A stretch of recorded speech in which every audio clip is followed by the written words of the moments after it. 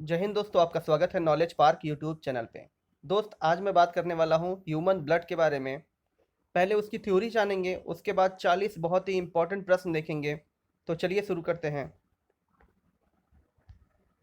देखिए, पहली बात हो रही है धमनी की। ठीक है, यह एक प्रकार की रक्त वाहिनी है जो संपूर्ण शरीर में शुद्ध रक्त को प्रवाहित करती है। जहाँ रक्त में ऑक्सीजन की मात्रा अधिक होती है उसे शुद्ध रक्त माना जाता है। धमनियाँ शरीर की गहराई वाले भागों में स्थित होती हैं। इसमें शुद्ध रक्त प्रवाहित होता है। धमनियाँ रक्त को हृदय से विभिन्न अंगों तक पहुंचाती हैं।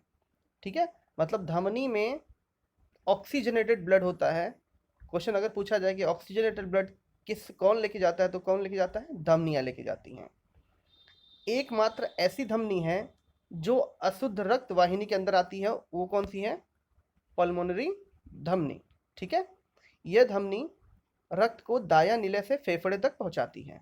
तो इससे हमें क्लियर हो गया कि धमनी क्या होती है? ऑक्सीजनेटेड ब्लड को कैरी करती है और ये शरीर की बहुत गहराई वाले भागों में उपस्थित होती हैं। ठीक है, अब आते हैं सिराएं, वेन। यह शरीर की ऊपरी भागों में पाई जाती हैं जो कि रक्त को शरीर के विभिन्न अंगों से हृदय तक पहुंचाती हैं। धमनियां क्या करती थी? हृदय से पार्ट्स तक पहुंचाती थी, अंगों तक, विभिन्न अंगों तक। और सिराएं क्या करती हैं? विभिन्न अंगों से हृदय तक पहुंचाती हैं। वो ऑक्सीजनेटेड होती थी, ये डी ऑक्सीजनेटेड ब्लड होता है। ठीक है, सिराओं में कौन सा ब्लड बहता है? D oxygenated blood. जिस रक्त में कार्बन डाइऑक्साइड की मात्रा अधिक तथा ऑक्सीजन की मात्रा कम होती है वह अशुद्ध रक्त कहलाता है। और एकमात्र पल्मोनरी सिरा जो फेफड़े से रक्त को बाएं आलिंद तक पहुंचाता है उससे में शुद्ध रक्त प्रवाहित होता है। तो हमें क्या याद रखना है? पल्मोनरी सिरा कौन सा क्या काम करता है? इसके अंदर शुद्ध रक्त प्रवाहित होता है। और वेन क्या करती हैं? विभिन्न अंगों से कार्बन डाइऑक्साइड वाले ब्लड को कहाँ तक पहुंचाती हैं? हृदय तक पहुंचाती हैं। अब बात करते हैं एंटीबॉडी की। एंटीबॉडी ऐसे प्रोटीन यौगिक हैं जो हमारी प्रतिरक्षा प्रणाली का हिस्सा होते हैं और शरीर को सुरक्षा प्रदान करते हैं। एंटीबॉडी इम्यूनोग्लोबिन के नाम से भी जाना जाता है। एंटीबॉडी का काम क्या होता है? ये प्रोटीन से बने होते हैं और हमारे बॉडी को प्रोटेक्टिव लेयर प्रदान करते हैं ये। अब बातें हैं एंटीजन। एंटीजन किसे कहते हैं? एंटीजन ऐसे बाहरी तत्व हैं जो प्रतिरक्षा तंत्र को एंटीबॉडी बनाने के लिए प्रेरित करते हैं। जैसे एंटीजन बीमारी फैलाने वाले बैक्टीरिया, वायरस और फंजाई में से कोई भी हो सकता है। ठीक है, फिर से रिपीट कर रहा हूँ, एंटीजन ऐसे बाहरी तत्व हैं जो प्रतिरक्षा तंत्र को एंटीबॉडी बनाने के लिए प्रेरित करते हैं। देखिए, जब तक कोई बीमारी एक्टिव नहीं होगी तब तक हमारा एंटीबॉडी उसमें क्या होगा? एंटीबॉडी का काम क्या होगा? एंटीबॉडी ऐसे रिलैक्स है, अगर कोई भी बाहर से बैक्टीरिया, वायरस, फंजाई कोई भी अटैक करता है तो हमारी एंटीबॉडी इसको क्या करती है? प्रोटेक्शन लाती है इन रोगों से। ठीक है, हमारी एंटीबॉडी क्या करेगी? इन रोगों से प्रोटेक्शन का काम करेगी। अब देखते हैं क्वेश्चंस। सर्वप्रथम रक्त परिसंचरण तंत्र का अध्ययन किसने किया? तो फ्रेंड, इसने किया विलियम हार्वे ने पहली बार रक्त परिसंचरण का अध्ययन किया था। दूसरा है मानव रक्त समूह की संख्या कितनी है? तो फ्रेंड, सबको पता है कि ए है। ठीक है, 4 होती हैं, ए बी और ओ। नेक्स्ट हमारा है मानव शरीर में रुधिर बैंक का कार्य कौन करता है? तो फ्रेंड, प्लीहा हमारा मानव रुधिर का ब्लड बैंक कहलाता है। ठीक है, रुधिर बैंक कहलाता है। नेक्स्ट हमारा है रक्त में पाई जाने वाली धातु कौन सी है? तो रक्त में पाई जाने वाली धातु हमारी लोहा है।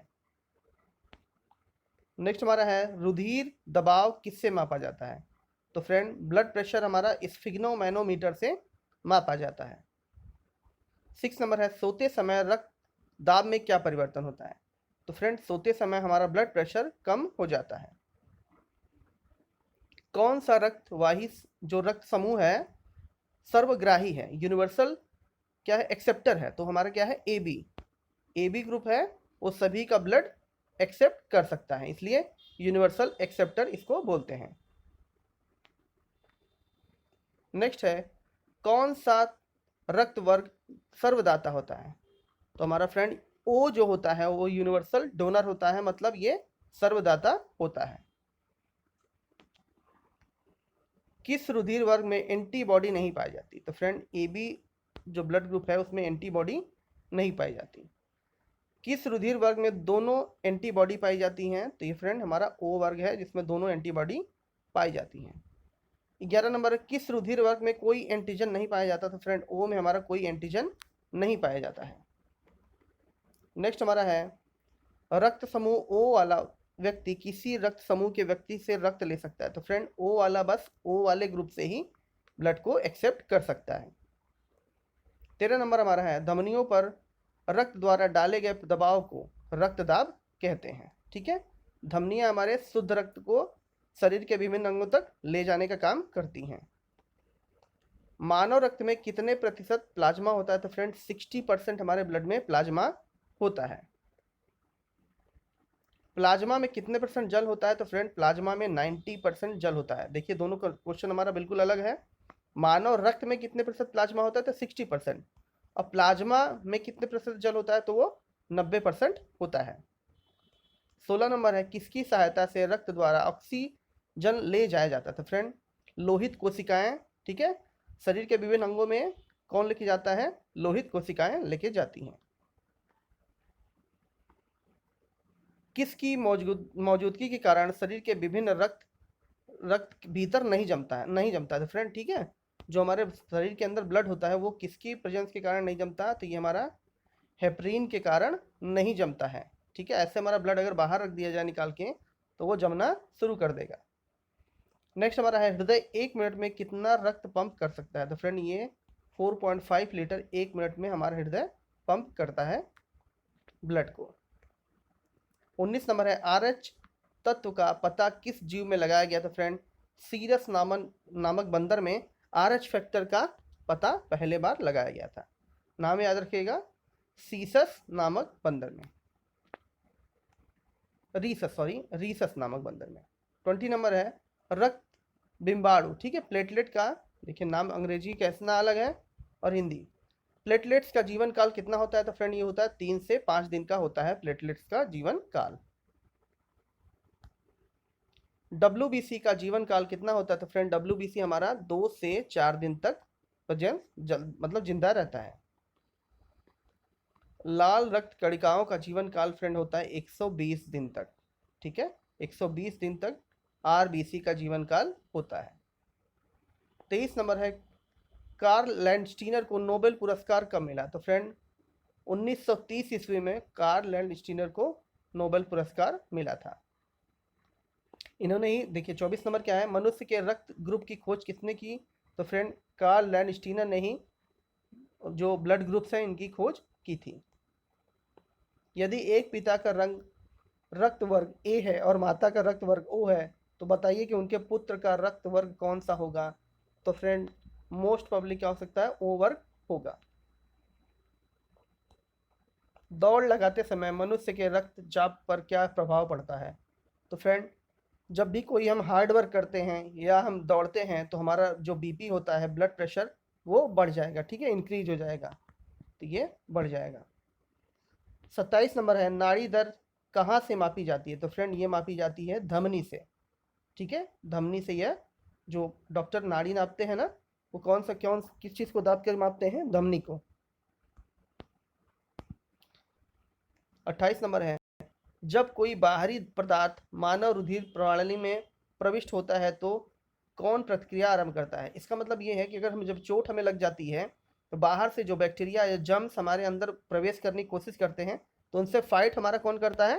फ्रेंड WBC हमारा उनसे फाइट करता है। WBC का मुख्य कार्य क्या होता है? तो फ्रेंड रोग प्रतिरोधक क्षमता धारण करना होता है। मतलब हमें चोट लग जाने पर या कोई बीमारी होने पर सबसे पहले फाइट कौन करता है उनसे? WBC फाइट करता है। RBC का कब्रिस्तान किसे कहा जाता है? ये मोस्ट इंपॉर्टेंट है। RBC का जो कब्रिस्तान है वो हमारा प्लीहा है। लाल रक्त कणिकाएं कहाँ उत्पन्न होती है? तो फ्रेंड जो RBC होता है हमारा बोन मैरो अस्थि मज्जा में उत्पन्न होता है। 32 नंबर है, लाल रक्त कणिकाएं किस नाम से जानी जाती हैं? ये भी बहुत इंपॉर्टेंट है। एरिथ्रोसाइट के नाम से हम RBC को जानते हैं। ठीक है, एरिथ्रोसाइट मतलब RBC। रुधिर के प्लाज्मा में किसके द्वारा एंटीबॉडी निर्मित होती है? तो फ्रेंड लिम्फोसाइट के द्वारा ये रुधिर में प्लाज्मा का निर्माण होता है। नेक्स्ट हमारा है स्वस्थ मनुष्य के शरीर में कुल रक्त की कुल मात्रा कितनी होती है? तो फ्रेंड शरीर के कुल वजन का 7% हमारा रक्त होता है।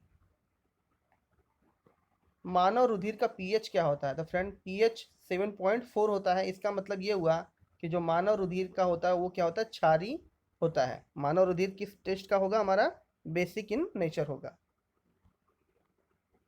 मानव शरीर में खून के शुद्धिकरण की प्रक्रिया को क्या कहते हैं? फ्रेंड डायलिसिस क्या होता है? ब्लड को प्यूरिफाई करने का एक तरीका है। जब किडनी फेल हो जाता है तो डायलिसिस किया जाता है। डायलिसिस में क्या होता है? रक्त को शुद्ध किया जाता है। रक्त का लाल रंग किसके कारण होता है? तो फ्रेंड जो लाल रंग दिखता है हीमोग्लोबिन के कारण दिखता है। 38 नंबर है कौन सी रक्त कणिकाएं साफ रक्त फेफड़ों से हृदय में लेके जाती है? तो फुफ्फुस शिरा क्या करती है? रक्त कणिकाएं जो साफ हैं उसको फेफड़े से हृदय में लेके जाती हैं।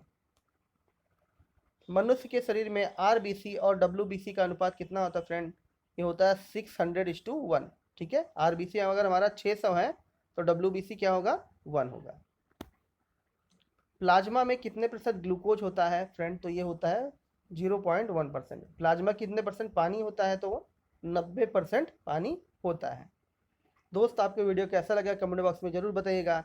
साथ ही साथ अपने दोस्तों के साथ शेयर कीजिए, लाइक कीजिए, और अगर आपने हमारा चैनल सब्सक्राइब नहीं किया है तो उसको भी सब्सक्राइब कर लीजिए। Thank you.